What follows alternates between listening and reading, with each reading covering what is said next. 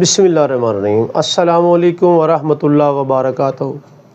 Rabbi इश्रह ली सदरी व यस्सिर ली अमरी वहलुल उक़दतम मिन लिसानी यफ़क़हू क़ौली। नाज़रीन, आज आपके लिए एक कब्ज़ के लिए नुस्खा लेकर आया हूँ। नुस्खा बहुत कमाल का है उन हज़रात के लिए जो सारी ज़िंदगी कब्ज़ का रोना रोते रहते हैं। नुस्खा मामूली सा है। नुस्खा सुने। तुम्मा, अजवैन, देसी काला नमक, इन तमाम चीज़ों को बरी कर लें।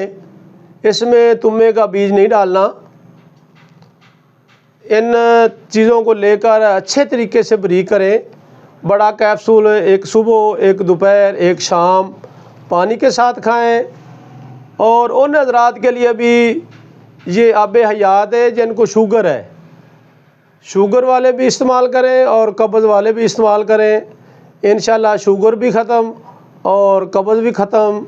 मुझे अपनी दुआओं में याद रखना। अस्सलामु अलैकुम।